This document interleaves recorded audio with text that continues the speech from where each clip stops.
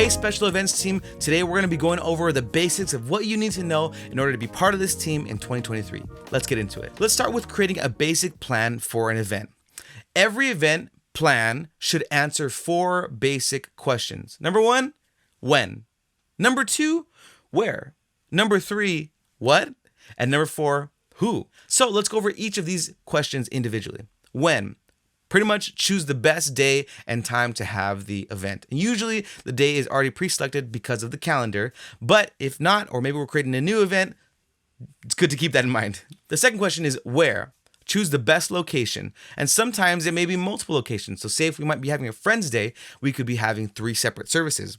AWE3, AWE in Baldwin Park, or we might be having all of them at the same place, but we need to make sure we have a place selected in order to have our event. Number 3, what? Depending on the event type, you're going to want to create a mission that will help guide every aspect of your event. Last question, who? Create a solid team that will help accomplish the event from beginning to end. All right, now that we got the basics down, we're going to be talking about creating a program. Let's get into it. Starting from staff arrival to lockup, make a list of every task that should happen in order and how long each task should take. Each task name should clearly specify what needs to happen. And if there is anyone specific or maybe a group that's specifically responsible for that task, mark the team name next to that task. Next, you're going to want to review your task list and make note of how long your entire program is. If the program's too long, trim the fat. You're going to want to make sure that you're in a nice kind of sweet spot of time. So usually programs are anywhere between 2 to 3 hours, and that's not including setup or breakdown. So just keep that in mind. Once the program is clear and fills the appropriate amount of time, go ahead and pass it through to the staff that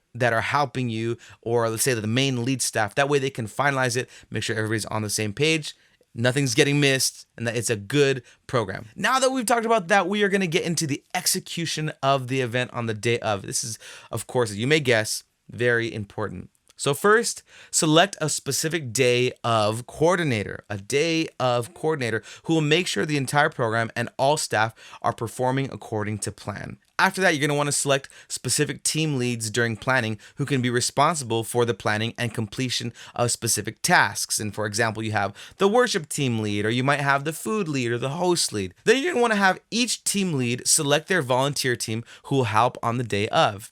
Have each team lead produce the following lists. Check this out. There's a volunteer list.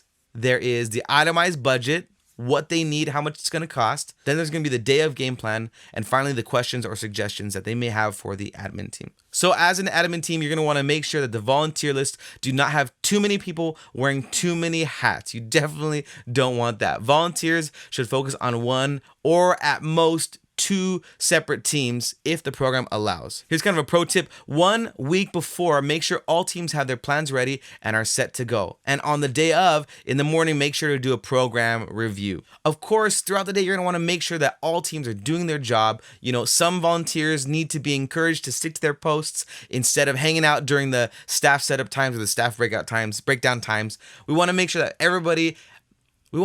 it's all hands on deck and that everybody's pulling the proper amount of weight. As we start to round things out here, you're going to want to make sure the program is running smoothly and check in with team leads as much as possible as the day goes on. And before the day is out, make sure to remind the team leads and volunteers that breakdown/lockup is all hands on deck, meaning that all the staff need to be included. We all are doing this together. We don't want to let anybody carry too much weight or more weight than they have to. We're all in this together. We need to make sure that everybody is all on the same page when we break down or lock up or even set up. Now, after everything's put away and everything's in a proper state, we're going to go ahead and dismiss everybody and let them know they did an amazing job. Don't forget to thank the people who help, the people who are assisting. Even if the volunteer, all they did was stand in one spot the whole time, that is still an integral part of our mission, because those people, those volunteers are the ones who really make these events possible. Of course, you do as well, but we need people, we need help.